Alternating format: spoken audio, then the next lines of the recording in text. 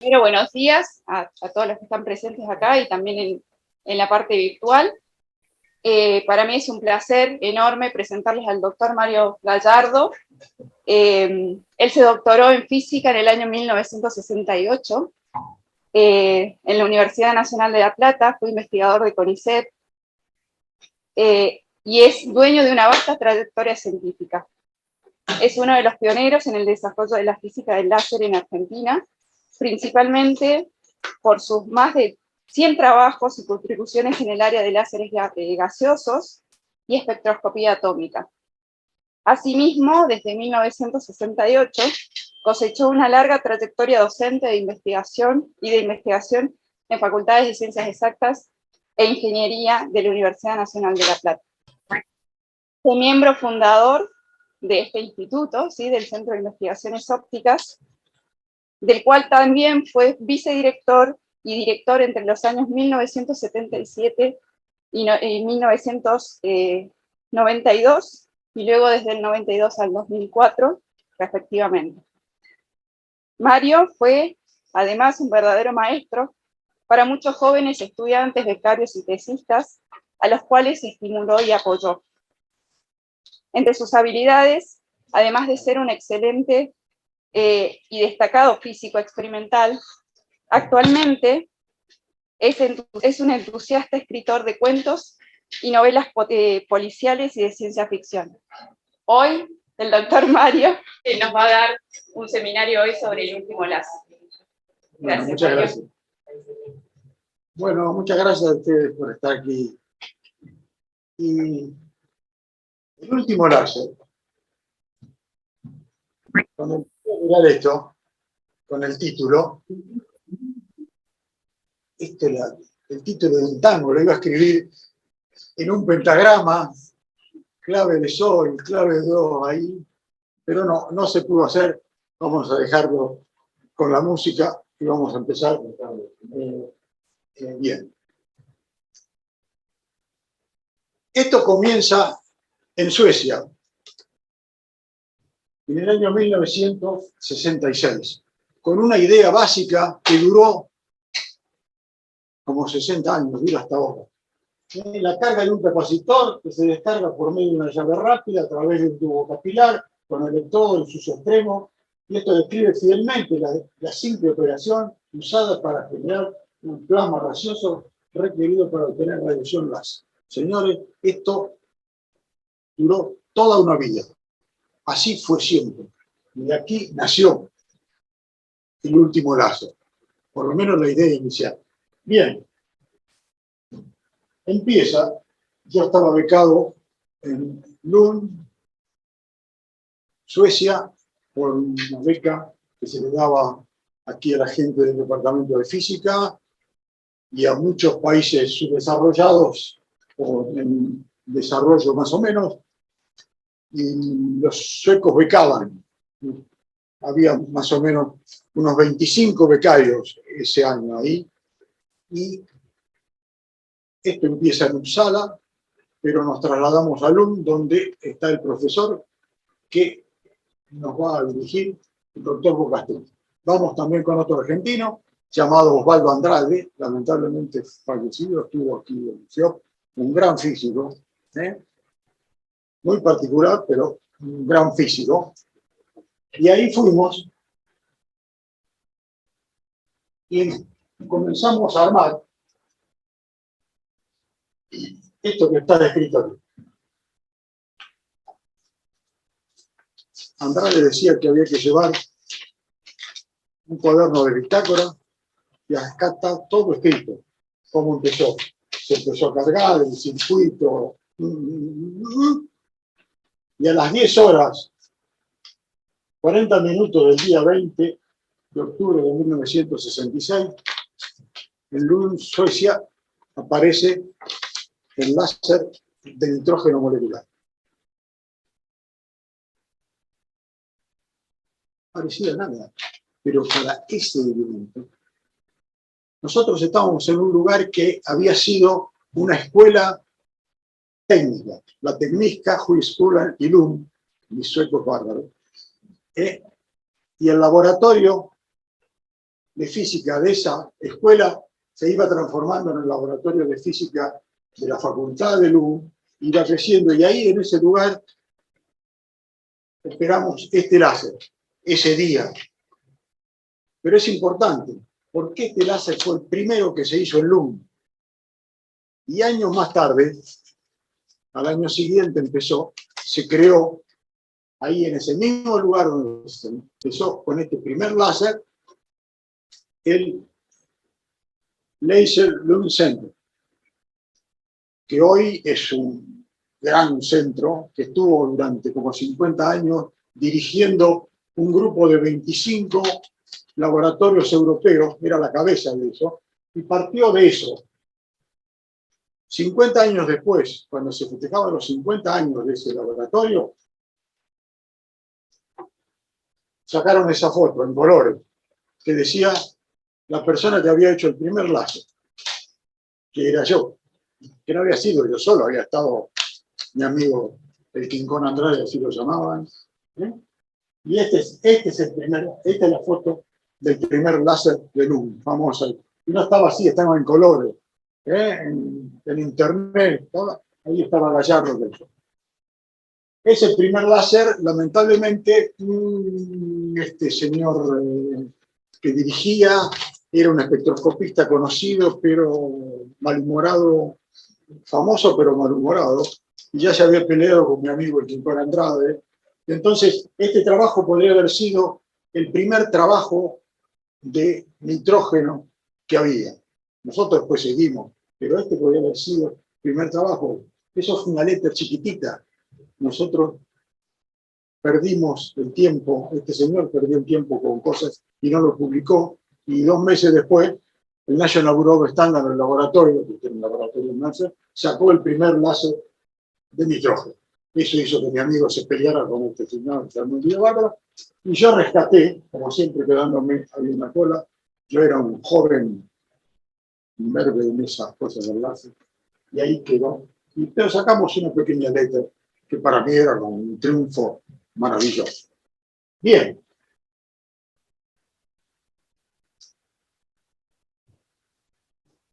Lund 1967. Al otro mes, al otro año, digo ya, pasado las vacaciones, esas cosas así, hicimos otro trabajo. 25 líneas láser en gases nobles. Entonces ya nos estamos encontrando. Ya se encontraron la fuente que habíamos hablado y el gas xenón. Pero quedó ahí. Departamento de Física a mi vuelta. Mario Garavaglia ya había empezado a reclutar gente en el Departamento de Física. Yo no sé si mi amigo estaba ahí cuando... No, todavía no. Todavía no. Pero había 3 o 4 que ya estaban. Díaz Servino, Eliseo, ya había un grupo de gente que Mario Garavaglia había reclutado, algunos trabajaban en óptica, creo que Raval estaba ahí. Y bueno, ahí empezó. Ya teníamos los capacitores de baja inductancia que se necesitan para esto, y teníamos los espejos.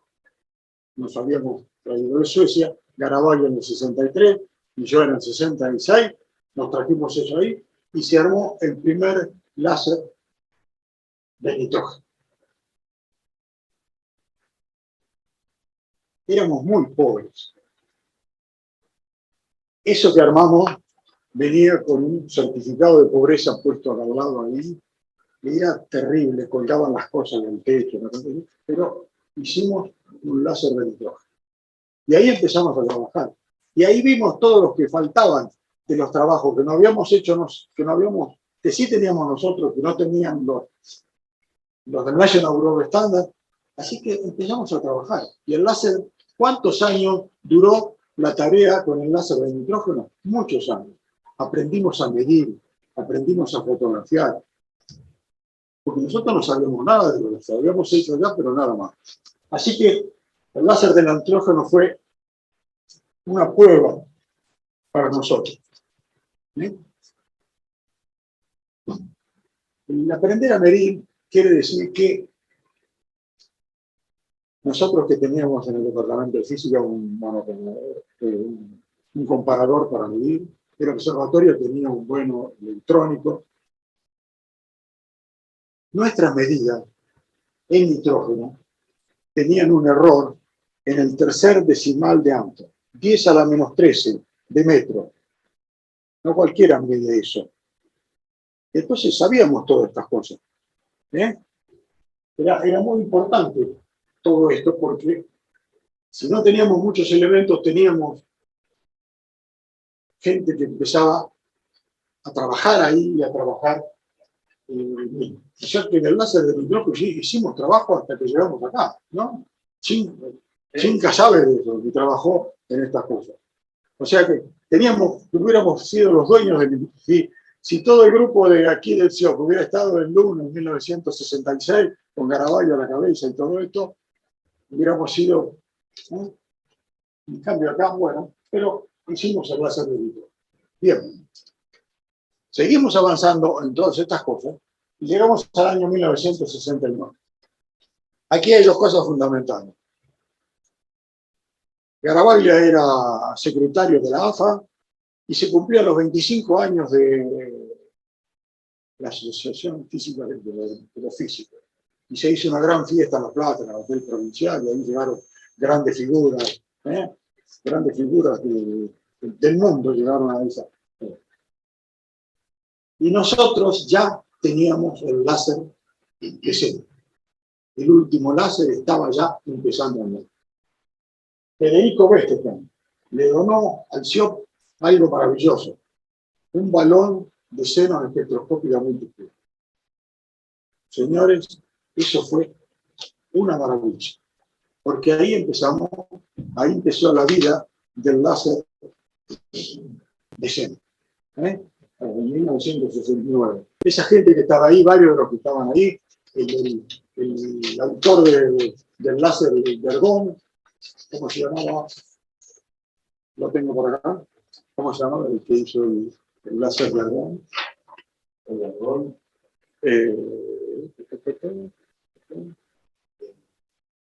Sergio Porto.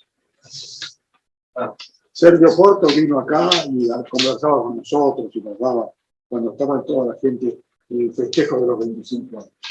Así que ya debutó bien el láser de seno. Ya tenemos el láser de seno y empezamos a trabajar.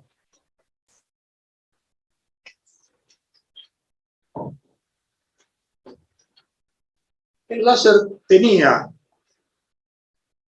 no era una cosa espectacular. No era esto que tenía, todas estas líneas de seno. Se veían algunas chiquititas. Lo teníamos ahí, teníamos la línea superradiante, después conseguimos algunos otros gases nobles, así que teníamos todos esos láseres como superradiante funcionaban.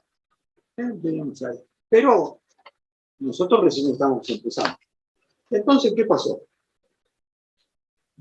Cuando uno va a buscar la bibliografía, acá también teníamos espectroscopistas que habían trabajado en molecular y todo eso, pero teníamos un espectrógrafo, el que está acá, un Shimazu de última generación, teníamos ideas. Entonces empezamos a buscar todas esas líneas láser que nosotros veíamos chiquitas, qué sé yo, ¿a quién correspondía? ¿Qué clase de seno negra, si estaba ionizado o no estaba ionizado? Y nos dimos cuenta que no había trabajo en 1969, 70, de trabajo de espectroscopía de eso. Entonces, ¿qué pasó? Le sacamos los espejos al láser, pusimos el tubo adelante del espectrógrafo, 4,8 Armstrong por milímetro de dispersión en el primer orden, 50 centímetros de película de 400 ASA, adaptado al sistema ahí, entre 2.700 y 6.100 Armstrong, era lo que cubría todo eso que estaba ahí. y fotografiamos. Y el mundo se abrió. Porque cuando se reveló la película, ahí había cientos de líneas que no estaban en las tablas, que nadie conocía. Se abrió un mundo nuevo. Piensen ustedes, esto que está escrito acá, es las tablas nuevas que ahora tenemos, ¿no? Está dividido. 3.700, 6.100. Ahí, acá adentro, ahora, con todos los trabajos que hicimos y todas las líneas que se han sacado, conocidas, y sacamos todas las líneas que hay de segundo orden, tercer orden, impurezas, todo esto, quedan todavía entre 3.700 y 6.100, hay más de 1.000 líneas. Que nadie conoce, son nuestros nada más. Ahí. En ese momento nació el León, porque ahora era el laboratorio de espectroscopía, óptica y láser en el departamento de física. Y sacamos el xenón, empezamos a poner los otros gases, cantidades industriales de líneas teníamos en una zona comprendida en lo que daba el espectrógrafo, o sea, entre unos 2.000 Armstrong hasta el infrarrojo. El infrarrojo no lo podíamos ver ni fotografiar, pero tenía una cantidad enorme de líneas. Lo que no sabíamos qué hacer con esas líneas. Nosotros las teníamos, ¿sí? Porque nadie nos había enseñado espectroscopía atómica.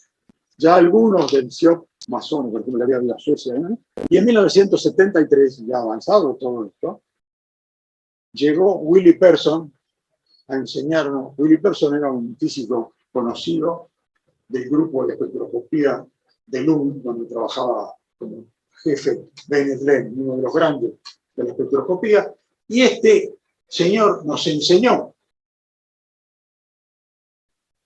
cómo se trabajaba en espectroscopía atómica en serio, teoría, práctica, ¿no? Hicimos trabajo con él, el primer trabajo que se hizo con nuestras líneas, ayudado por Person, en Xenon 3, en un trabajo en Xenon 2, con Walton, Person. Los suecos trabajaban con nosotros y enseñaban, y ahí empezamos a la parte de espectroscopía, usando como base la base del último láser que se usaba mucho más en xenón, porque el xenón era mucho más eficiente que los otros gases nobles. Y así seguimos trabajando hasta que el agua nos cubrió en el departamento de física y los sapos que andaban todos los días dando por ahí, sacábamos, era una porquería. Y en 1978 abandonamos el departamento de física y nos vinimos para acá. Empezamos con un pedacito de este lugar que está ahí, de arriba, y en un tiempo más echamos a los que estaban acá, los empujamos. El cubilote que estaba acá se sacó, la gente de madera que llevaba todo eso, la echamos, se fue, y nos quedamos con el CIOP y construimos en ese momento 1.200 metros cuadrados de CIOP. Bueno, fueron invitados a irse, digamos. Fueron invitados a irse. Bueno, sí, pero los íbamos. Bueno, y ahí está, y ahí empieza otra parte. Bueno, aquí es la primera foto que tenemos, un laboratorio que estaba acá al lado, que era el único que teníamos, que ahí trabajábamos todos.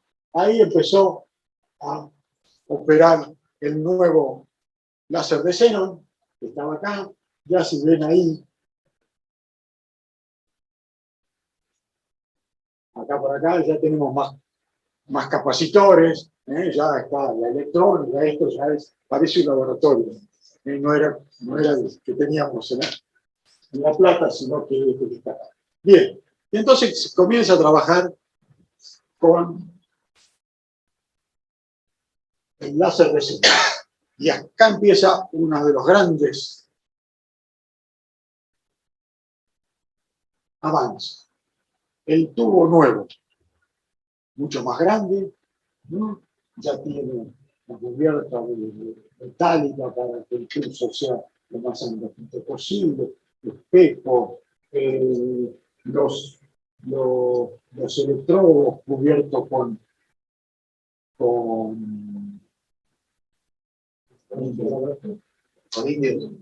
cubiertos con indio, para que no hubiera impureza.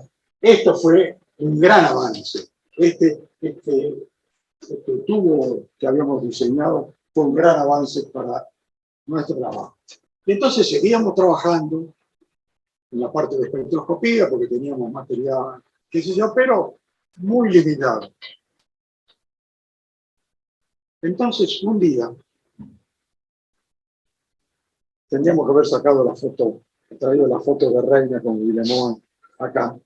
Llegó a este lugar, ahí, un espectrógrafo de vacío que donó el laboratorio de Ludwig Jesús.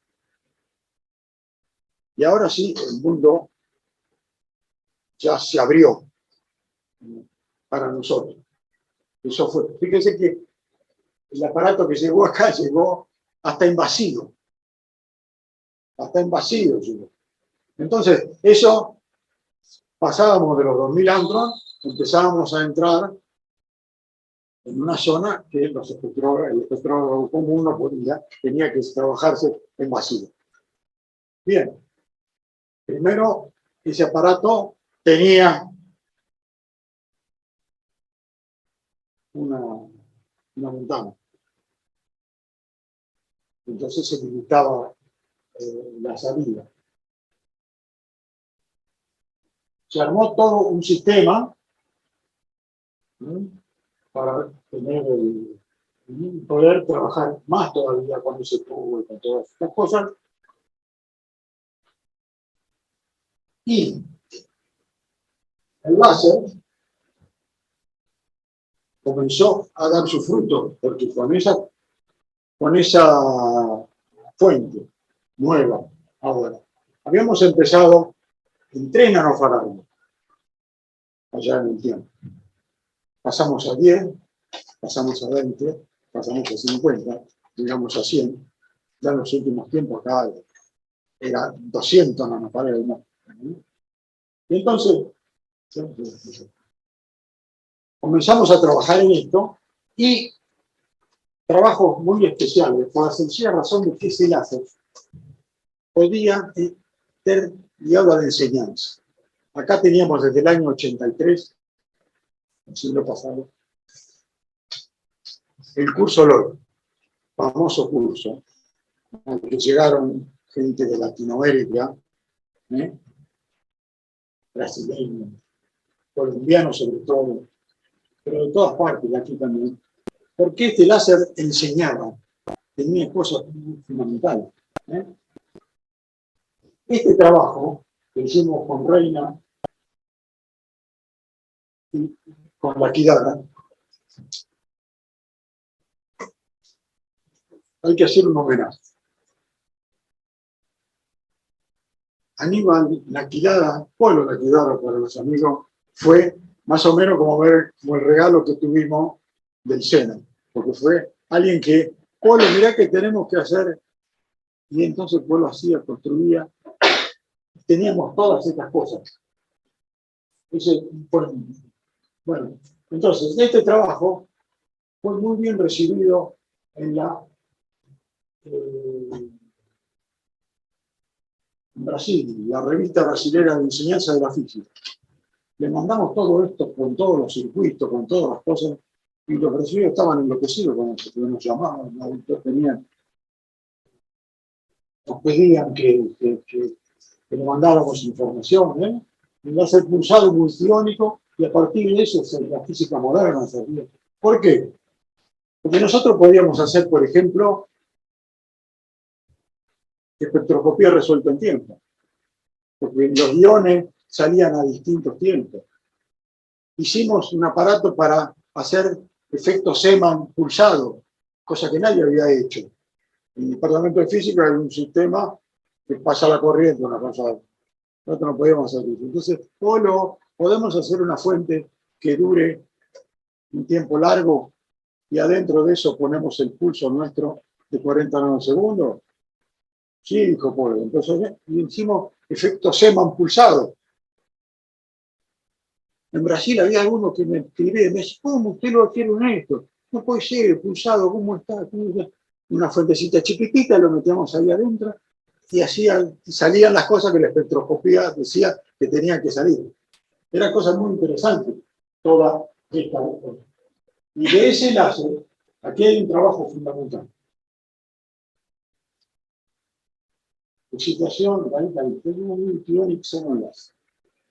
Ranieri, que calculaba, Chinca, Buchovi, Gallardo.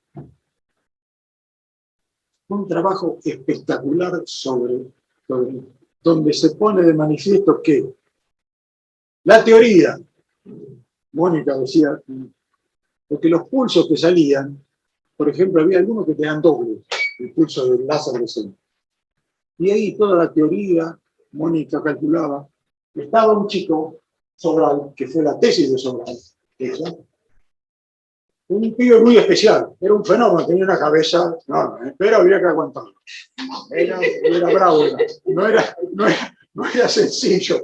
Sobral no era sencillo, pero era un fenómeno. Después se fue, ¿a dónde? Fue a México. Se fue a México, lo aguantaron allá. Pero la tesis de ese chico fue espectacular. ¿Por qué este trabajo espectacular? Ahí estaba todo lo que tiene que tener un laserista. La teoría, la experiencia,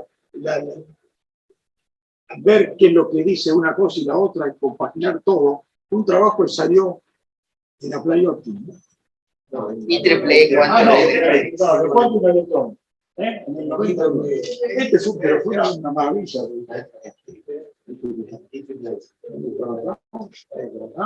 Bien. Porque lo que nosotros teníamos, si nosotros veíamos en los osciloscopios electrónicos, fíjense, acá tienen el pulso de corriente, unos 2 microsegundos. Y acá adentro tienen un pulso espontáneo. Y está. Y el láser. Esto, que tuviera doble pulso, eso fue una cosa interesantísima que la teoría decía y que después se veía acá. Y así estaban todas las líneas. Y la espectroscopía resuelta en tiempo se podía hacer. Porque esto, dado la corriente, si eran iones bajos, salían por acá. Y a medida que los iones iban avanzando, este pulso salía más corrido en los láseres. Así que uno podría haber hecho los estados de ionización de las líneas viendo esto. Sí, si uno tiene 14 líneas. Ahora, si tiene 14.000, no se pueden hacer eso. Eso era la teoría. Acá se dijo todo como era todo, pero estábamos limitados por eso. Ustedes no se imaginan lo que eran nuestras placas. Ya vamos a seguir hablando de eso. Bien, entonces ya estamos ahí. Y ha llegado el espectrógrafo de vacío, pusimos el tubo frente al espectrógrafo con la lente, con el vidrio que tenía delante que dejaba pasar hasta cierto lugar, vacío, y empezamos a sacar, y los 2000 antros se corrieron hacia la izquierda y ya teníamos mucha más línea. Bueno, pero un día dijimos,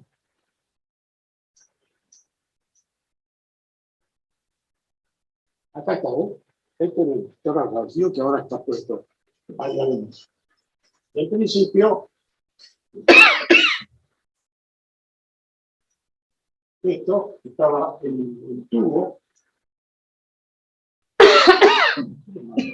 El tubo está separado del espectrógrafo, cuando estaba la ventana.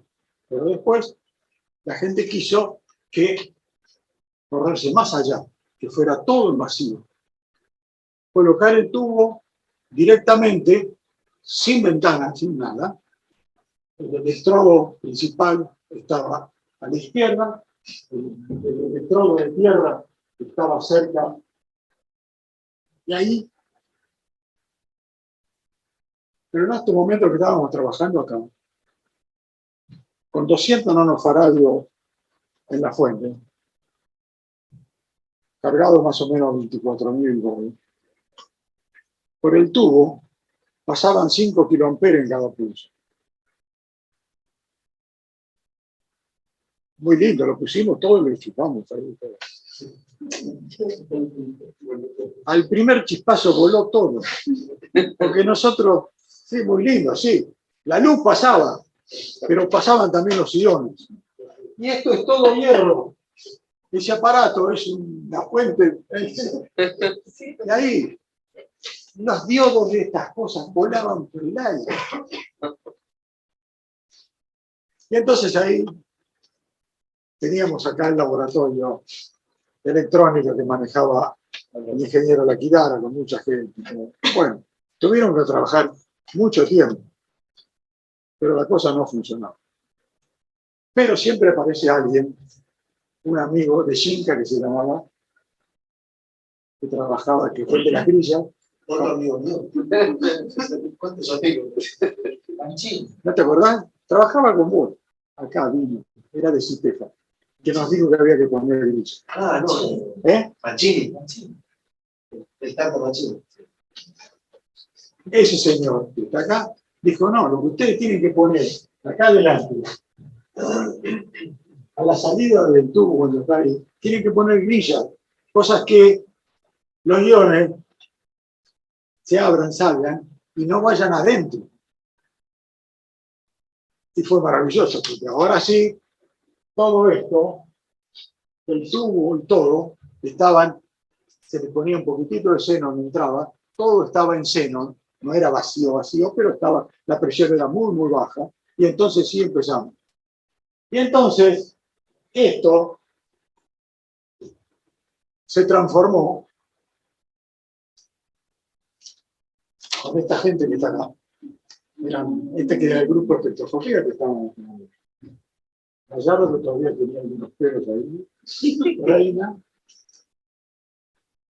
Mónica, Willy Persson, y Faustito. Es que después se nos fue, pero en los primeros inicios Faustito era parte de este grupo. Y ahí están cuando estaban los primeros usos de las problemas que habían puesto, el gran láser puesto ahí. Pero está el grupo acá. Bien. Piensen ustedes que ahora teníamos como final más o menos 7.000 y pico de angstrom por un lado. Y ahora podíamos llegar por debajo de los 300. Entonces, en Krypton, ahora sabemos, tenemos líneas de 230 a 4.800. En Xenon tenemos líneas de 2.076 hasta 6.900. Y Argón tenemos entre 400 y 6.800. Y en Neon tenemos algunas pocas, no mucho por ahí. Pero en Neon es muy difícil meterlo en el sistema, no era sencillo. Pero esto es acá. Bien, un día acá, me voy con todas las tablas que tenemos, nosotros que habíamos medido. Acá medían, en todo este cuento que yo estoy haciendo, trabajaron más o menos unas 45 personas de toda Latinoamérica, porque eran de los nuestros, hay 14 o 15 solo de Brasil, hay colombianos, llegó hasta un muchacho de España, ¿no? ¿Cómo se llama? No me acuerdo. Oscar Martínez. ¿Sí? ¿De España? No. Bueno, un español. Teníamos, pero los brasileños venían acá a hacer sus tesis, cosas. Bueno, entonces, aquí arriba, antes de llegar acá, me pongo a medir. ¿Cuánto había? Había alrededor de 52.000 líneas entre todos los gases. Todos. Sacándole segundos órdenes, terceros órdenes, líneas conocidas. Llegamos a 30.000 más o menos. totalmente desconocida. ¿No? Después de tantos años, hoy, si uno cuenta, quedan más o menos 25.000 líneas, que son totalmente nuevas. ¿No? Son totalmente nuevas, y que pueden ser usadas por cualquiera. Ahora ya estamos en la etapa regresiva nosotros en estas cosas, pero sobre todo últimamente lo que teníamos que pedían esto eran los astrofísicos. Un día llegaron, ¿no? Los astrofísicos en una enana blanca que estaba a 3.200 años luz de Egipto, habían visto algo que parecía xenón, Krypton. Sí tenían luces de eso, no sabían nada, pero preguntaron y no conocían. Pero llegaron acá las preguntas y nosotros le dijimos, mire, esta línea que ustedes tienen son del xenón 6, del Krypton 6, del Krypton 7. Y entonces pasamos, desde donde salimos directamente al espacio. Y pueden seguir viendo, porque esos, los astrofísicos... hay una cosa interesantísima. Los astrofísicos, con esos datos que nosotros le dimos, y las intensidades de las líneas y todo esto, los tipos hacen maravillas. Es una cosa increíble. Habría que estudiar astrofísica. La próxima vez estudio astrofísica. En el próximo... Son maravillosos. Es una cosa... Los astrofísicos van a volver a preguntar de estas cosas, de las líneas. Porque ellos no conocen, nadie conoce esto. O sea, hay 25.000 líneas que no vio nadie. Y eso que nosotros publicamos. Cantidad de trabajos que hay sobre los vasos no. Nosotros, brasileños, todavía seguimos, estábamos ahí. Bueno, entonces esto es lo que ha quedado ahí de eso. Bien. Podemos ir un poco para atrás, que yo me olvidé. Aquí hay un punto fundamental. Las tesis doctorales que se hicieron acá. Las que tuve yo la dirección o algo así. Acá trabajaron. Sarmiento Mercado es colombiano. Este Sobral, que bueno, era de acá, pero le echamos más o menos. Mónica, Rainieri, Breisi, Cartuccelli, de Tandil. Di Rocco, de Tandil. Nuestro querido amigo el Gaucho Ruchovi y el Reina Armando, ¿qué va a hacer? Así que ahí tenemos todo el gran equipo. A todas estas tesis hay que sumarla a todos los ficheros brasileños, porque venían acá, sacaban datos, llevaban, venían y qué sé yo, y después publicaban con nosotros, pero después hacían, muchas tesis salieron en Brasil sacados con datos nuestros. Acá estaba un señor que fue muy importante para nosotros,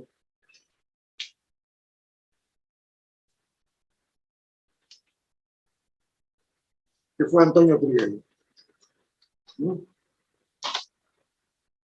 Estuvo con Reina en Suecia.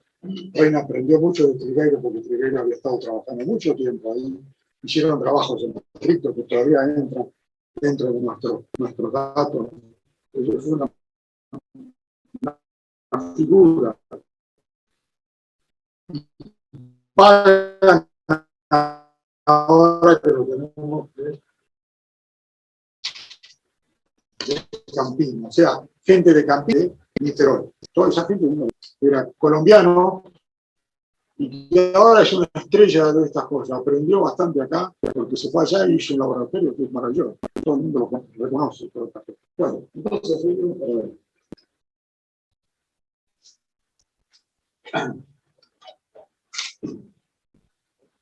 aquí empieza lo que sería la parte final de esta charla. Porque el láser multiónico de xenón pulsado regala el último día de su vida, de su existencia, algo al último grupo del SIOT, que es la Kidara, Mónica, Reina y yo. ¿Por qué? Bueno, dentro de todos los trabajos que nosotros hacíamos de espectroscopía, un día comenzamos a trabajar en Xenon 6. Los tablones que hacíamos, todos los niveles pares, todos los niveles impares, todas las líneas que había en el medio. Últimamente se llamaba rompecabezas espectroscópico. El único problema que tiene este rompecabezas es que no son fichitas que uno pone en un lugar determinado. Las fichitas, que son las líneas, los valores, se mueven. Y el agujerito donde hay que poner cosas también se mueve, porque tienen errores. Entonces, un rompecabezas extraño. Pero bueno, esto. Entonces llegamos a esto. Un gran tablón, no sé, tenía como 1 metro por 1 metro. Y ahí nos dimos cuenta que había láser en Xenon 1, 2, 3, 4, 5, 7, 8, 9, y en algún lado había 10 también, ¿no? Pero no había Xenon 6. No existía el láser de Xenon 6. Entonces Reina dijo, no, tenemos una Mónica. De todos estos que están acá, todos estos cosas que están acá, ¿cuál es el par de espejos, del par de niveles que tiene que servir para láser? Bueno, Mónica se puso tranquila, nosotros también, porque tenía que cumplir 2 cosas. Que tenía que seguir la regla de la espectroscopía, pero además tenía que tener la regla del láser. O sea, el nivel superior tiene que tener más población que el nivel inferior. Eso se llama inversión de población. Si no hay inversión de población, no hay emisión láser. O sea que se tienen que cumplir todas estas cosas. Bueno, Mónica, un día vino y dice, señores, esto que está acá es. Estos niveles que están aquí son los que tienen que estar. Cumplen con la espectroscopía, 4 veces el 5D, por ejemplo, de un F acá, un D acá. Todo esto son las reglas de la espectroscopía. Pero además, tienen que cumplirse las reglas de que este nivel y este nivel, el nivel superior tiene que poblarse y el nivel inferior tiene que despoblarse. Y entonces aquí, aquí está la probabilidad de transición. 4,9 por 10 a la 5, 2,3 por 10 a la 5, este por 10 a la 3. La probabilidad de transición es la línea esta y la línea de abajo. Hay que encontrar. Esta tiene que ser el láser de Xenon 6. Bien.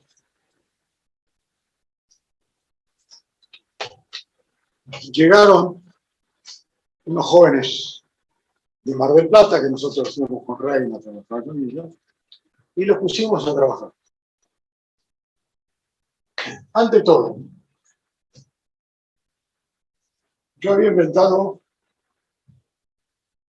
el láser de varios espejos, porque los láseres tienen 2, o tienen 1 si es superradiante, o no tienen ninguno porque ya son muy superradiantes. Pero por lo menos tiene que tener lo convencional, una cavidad resonante, eso era la teoría, vieja teoría. Bueno, yo empecé poniendo 5 espejos, 3 atrás, 2 adelante. Y después iba sacando, y jugaba, y salían otras líneas, salían líneas en uno, con otro, con otro, con otro. Pero estos chicos decidieron que la mejor salida de esta que está acá era de 3 espejos, 2 espejos de atrás y un espejo de adelante. Bueno, le armaron todo este sistema. Acá está el Shimatsu, acá está un ordenador que tenía, la implementación, el sistema, ¿no? Y acá viene a ver la infracción primero, para mirar esto. Esto era lo que salía del láser de Xenon, el último láser. Esto proyectado en la pared del laboratorio era espectacular. Causaba sensación, la gente veía y veía, y todo era bárbaro. Eso que está ahí, es esto que está acá. Porque esto es física, que no se enseña en el grado. Eso era una red de difracción glaciada, quiere decir, con refuerzo en algunas cosas. Y uno la podía correr, mover, hacer cosas. Entonces, eso que se veía en la pantalla era esto. Fíjense, aquí hay líneas, estas líneas, que están en el tercer orden, esta y esta. Y acá hay otra línea láser. Pero fíjense, esta es del xenón 8. Esta es del xenón 8, acá es del xenón 7, una del xenón 5, acá, que salió por acá. El xenón 8, todo eso ahí expuesto en la pared. Esto se veía porque teníamos la pared. Y esta desde acá, en la pared, había pegado hojas de computadora. Y entonces las líneas eran, la radiación era tan intensa que hacía florecer el papel. Esto que está acá es la fluorescencia del papel de computadora por la emisión del láser que era una maravilla. Acá parecía así, pero si usted lo pone en una pared grande, venían las visitas en el LOE, se enloquecía con estas cosas. Venían las paredes con todo esto puesto así, esperando así. Era una cosa maravillosa. Y estaba ahí. Bueno, entonces, estos chicos ahora pusieron acá un espejo, y entonces usaban el espectrógrafo, usaban esto, el espectrógrafo, decían botar la red, y miraban desde donde se podía hasta donde se podía del otro lado, a cada parte de ultravioleta, y hacían andar en se cambiaban los espejos, y trabajaron por semana con esto. Trabajaron por semana con esto para tratar de ver qué teníamos adentro del láser, pero nunca lo habíamos hecho. Y adentro del láser había todo esto. Cambiando, no a la vez, pero sí. Todas estas longitudes, nosotros que son lo que tenemos 45. Y acá, en la última, está la 21.049 antes, que corresponde a una de las líneas que había pronosticado la señora Reynolds ahí que tenía que ser. Y apareció el láser de xenón. Bueno, también apareció una línea nueva, que no sabemos de qué es. ¿Sí? No, dos líneas nuevas. Esa y otra no. Y otras que están acá. Bueno, eso es todo lo que tenía. Un trabajo muy interesante, los chicos trabajaron mucho. Imagina que se ponían y miraban, y la red quitaba vuelo, le cambiaban de letras. Tuvieron semanas haciendo todo esto. Fue un trabajo muy interesante, publicado en la revista de la AFA. En la AFA de Bahía Blanca del año 2005.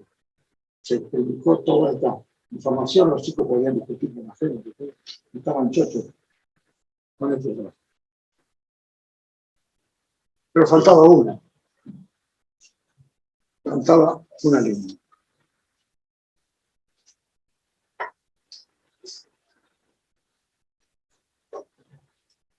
El detector de sulfuro de plomo llega hasta cercano los 30.000 años, pero ya en la cola. Y entonces la línea esa estaba por encima de los 30.000 años y ya parecía que esto se terminaba, íbamos a encontrar una sola, y bueno, ya la dejamos. Acá seguía porque seguía gente, yo seguía trabajando ahí, ya estaba en la etapa de mi jubilación, ya se veía el final de esto. Y un día, como siempre, por eso hay que hacer resaltar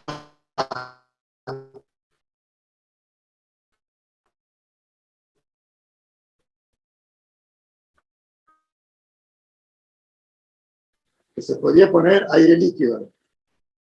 Pero en el fondo del termita había un detector de sulfuro de plomo.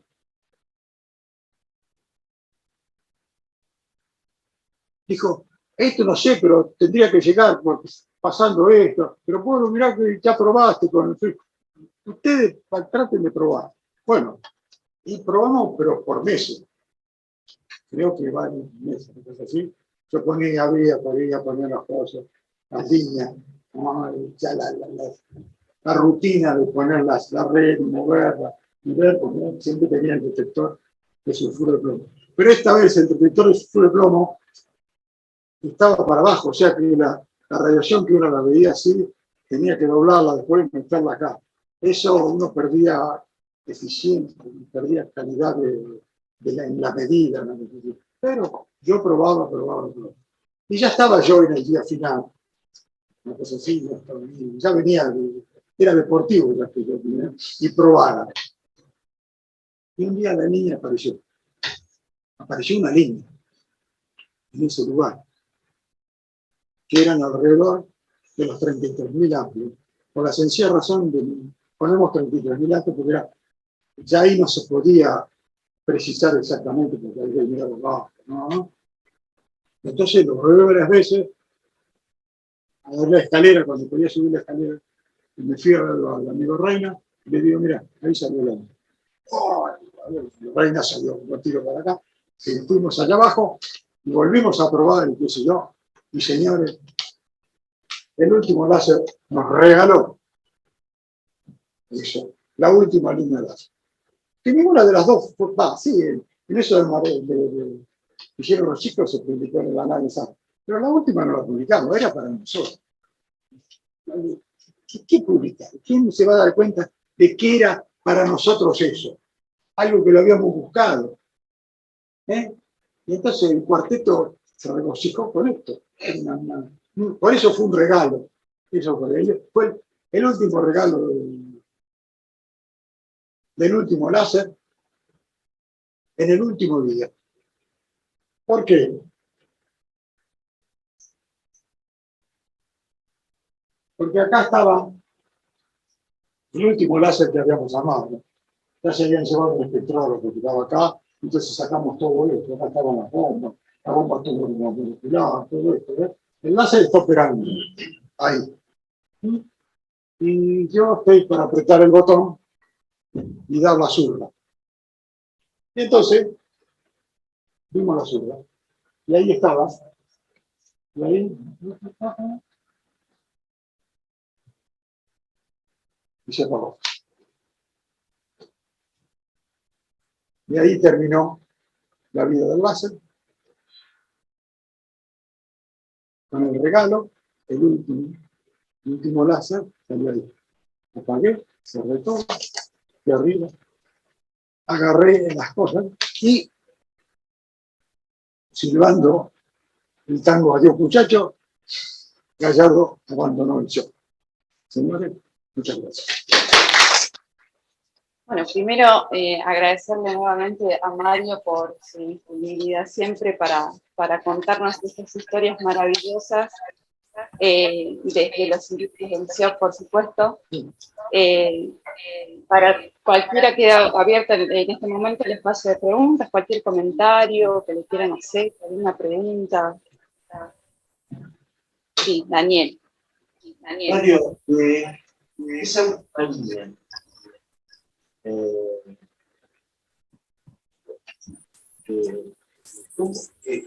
¿con qué tipo de acento? No recuerdo, digamos. ¿Cómo? Y estaba puesto la pantalla que yo tenía, y al lado estaba esto que sostenía el cosito que tenía que estar para arriba, o sea, el detector estaba acá abajo. Sí, O sea, que uno mandaba la luz así horizontal, y acá tenía un cosito que lo mandaba hacia arriba. Pero eso no tenía mucha precisión, por eso uno hacía pasar las otras líneas para más o menos calcular, pero medir la distancia con las otras líneas para ver, era difícil. Además, como hay una mezcla de todas, como ustedes ven, hay mezcla de todas las líneas, en el cuarto orden, en el quinto orden, pero no tenía precisión, pero esa era, no había.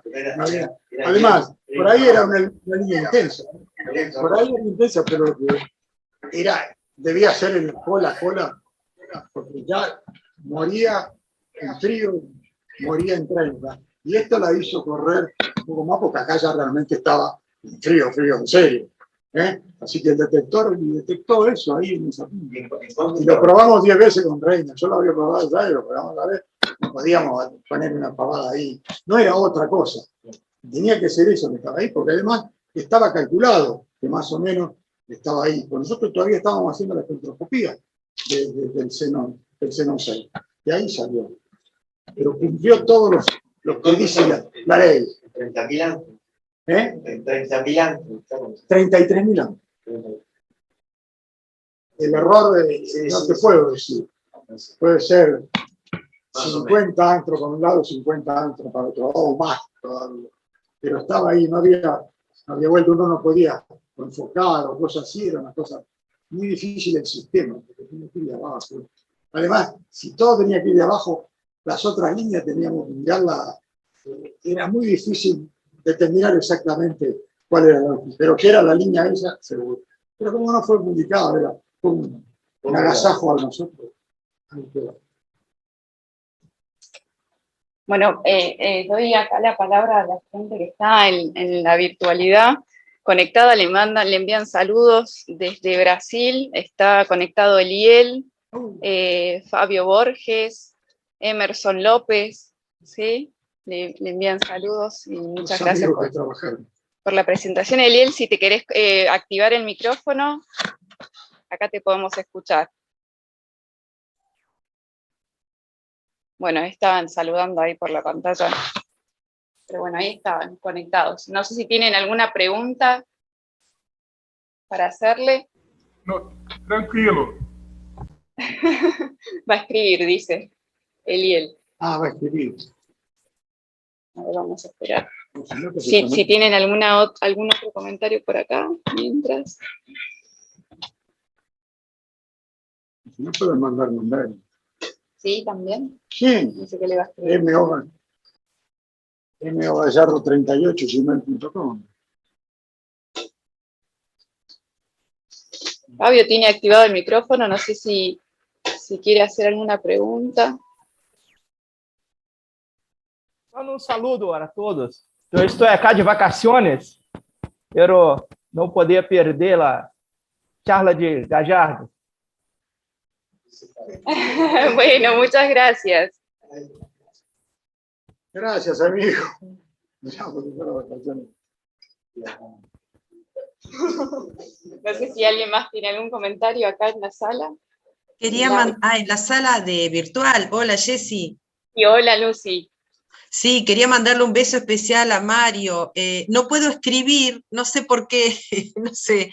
Bueno, quería mandarle un beso muy grande a él, a todos los que están en la sala presencial y a los que están en la sala virtual también, como Eliel, Fabio, bueno, y a todos los que están conectados virtualmente.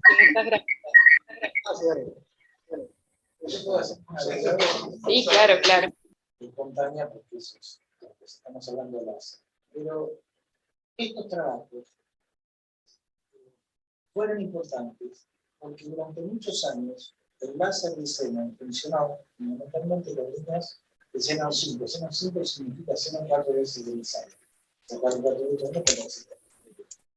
Y durante mucho tiempo se conocían las transiciones láser, en qué lugar estaban, pero no se sabía en qué líneas estaban involucradas. El trabajo que hizo Martín con los cálculos de Mónica, con la parte experimental, permitió hacer eso. Y después meter a todo el grupo en estudios de diferentes drogas. Que van desde el seno, digamos, 2 veces ionizado, 1 vez ionizado, hasta el seno 7 veces ionizado y a 8 veces ionizado. Lo del láser de Xenon 6 era porque en todos esos iones, en general lo que pasaba es que las transiciones que había, esas que no eran el Xenon 6, se producían entre el orbital 4F y el orbital 5F. Y el orbital 4F, en los contánidos, que son una suerte de silicon, este tipo de iones tan ionizados, el orbital 4F va bajando cada vez más y se va acercando al nivel fundamental. Entonces, es esperable, y de hecho pasa con los otros iones, que cuando se produce más fácilmente la inversión de población se tiene una transición máxima. Entonces ahí nos dimos cuenta que podía haber transición láser en el Xenon 6, entre el 4F y el 5F. Y eso es el que fuimos a buscar. Lo estuvimos buscando con Mario 2 semanas hasta que lo encontramos de manera muy nítida, pero lo encontramos. Y cuando vinieron los chicos de Mario Paz, dijimos, bueno, ustedes, como buenos becarios, a partir de abajo, horas de laboratorio, trabajo, y eso lo hicieron muy bien y lo clasificaron, lo pusieron muy bien.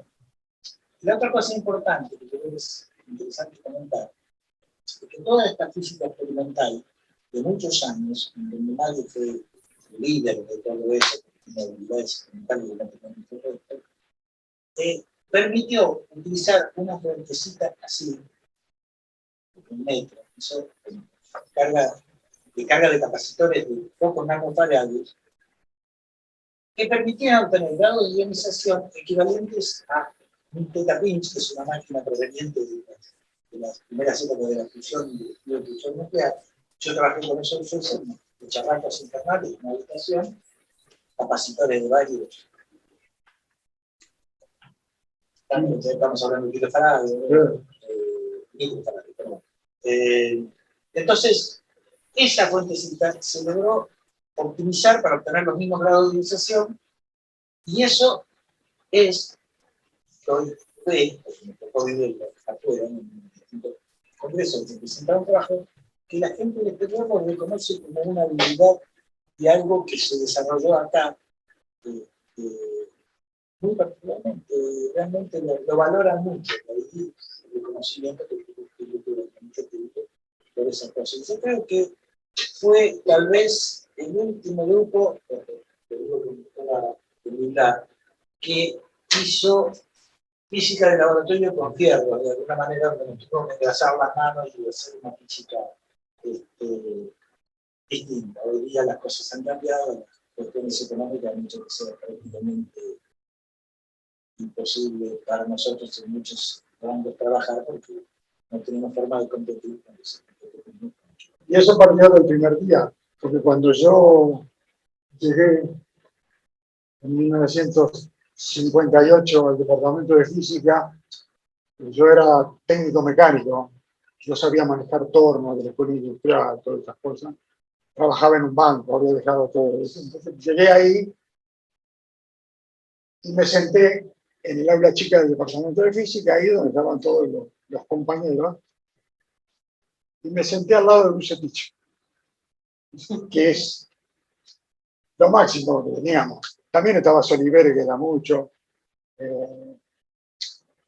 2 o 3 más, Eduardo Pell también, la chica, no me acuerdo cómo se llama, Zulema González, que ahora es una gran astrónoma que está en casa.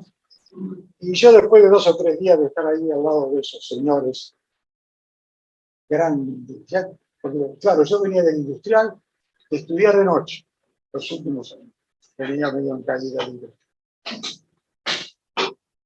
Entonces dije, bueno, acá nos presentaron muchas cosas. Y yo tengo que ser físico experimental. Nunca voy a ser físico teórico. Y pues, desde ese día acá quedó sentado. No hay duda de que yo soy físico experimental. Ellos sabían de otras cosas. Yo le daba datos, cosas así. Ahora, cuando hablaban Reina, ¿no? O habla el muchacho de Campina, la casa aquí, habla muy difícil. Yo soy fierro, chapa y pintura en esto, y no hay vuelta que dar. No me saquen de cosas raras. Pero siempre fui algo con las manos. Y me salió bastante bien. Pero bueno, en el grupo tiene que estar acá, ¿no? Un equipo de fútbol, el marcador de punta, es un coso que está en el marcador de punta, pero por ahí hace goles. Bueno, entonces es una cosa. Fueron varios años de entrenamiento, digamos. La física experimental es todo. Pero se podría ver, bueno, pues ese primer trabajo del nitrógeno podríamos haber salido disparado una cosa mucho más grande, porque las cosas que hicimos después nosotros, de la espectroscopía y todo eso, acá con todas las limitaciones que teníamos, hubiéramos estado en Suiza con todo eso, hubiera sido un trabajo espectacular. Después el otro quedó ahí en de las líneas superradiantes, que tampoco nuestro jefe hizo mucho ahí. Sirvió después para mi tesis doctoral, pero tenía tal vez tenido mucha más fuerza de ese trabajo. Y ahora lo tengo ahí en la parte de la historia del láser. Ahí está, ahí.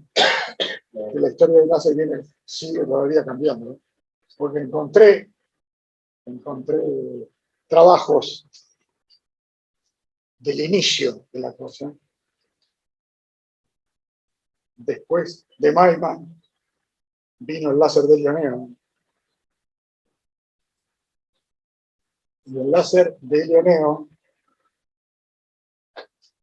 una vez a la cavidad de resonante, le sacaron espejo. Y ahí tenían emisión todavía amplificada. Y otro personaje que trabajó 2 años después, también trabajó en eso, en la helio-neo, e hizo lo mismo, puso un solo espejo y trabajó lo que le llaman la luz común, digamos, amplificada. Él dice que además tiene que tener intensidad y el ancho de línea chico. Quiere decir que todo lo que hicieron la gente en los inicios de los 30, ellos ya tenían todo exactamente igual como tenían en 1960. Así que la historia cada vez se va complicando más complicando, se va abriendo más. Todavía tengo para escribir sobre la historia del láser. ¿Tenemos para otro seminario más? No sé si seminario, pero no, yo creo que lo que tendrían que sentarse sería una serie de gente que ha trabajado en láser, teoría, que se yo, por ejemplo, allá en Buenos Aires, con Kell, la gente de esa, y realmente hacer una junta, que se reúnen acá, y bueno, entonces el chico con toda esta gente dice cuándo fue el láser, porque es así. Al final el láser, según dice Garavaglia, nuestro amigo Gaviola lo tenía el láser. Porque no tenían el espejito. Los alemanes también tenían, que trabajaban, hicieron eso y no le pusieron nunca un espejito. Gaviola sí tenía un espejito, aunque no lo sabía. Tenía mercurio abajo, entonces la luz pegaba en el mercurio y lo reflejaba, entonces amplificaba. Pero Gaviola además creó la inversión de población, la tenía en su experimento, ¿no?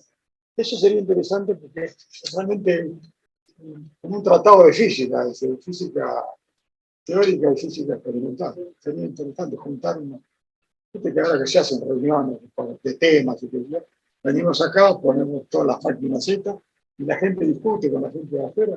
Sería interesante hacerlo. Pero te digo, los dos trabajos.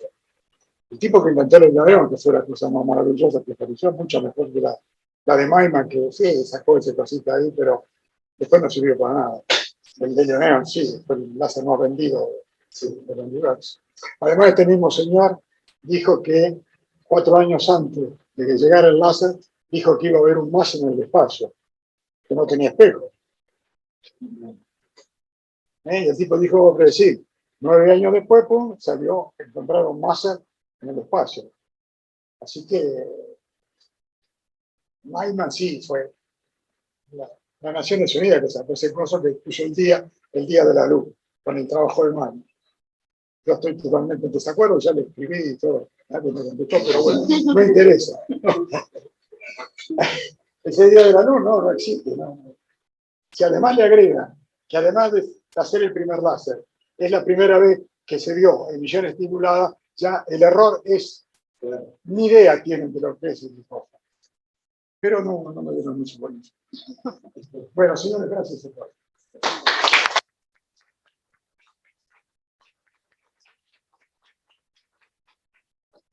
Bueno, muchas gracias nuevamente a Mario, a la audiencia acá que está en la modalidad presencial y a la virtual también. Nos despedimos en esta oportunidad y bueno, nos reencontraremos en el próximo seminario. Ahí le están saludando. Sí, no puedo desactivar la cámara, Jessy, la verdad no sé qué pasó, pero bueno. Se escucha igual ahí. Entonces. Bueno, un saludo grande a todos. Bueno, Besos. A todos.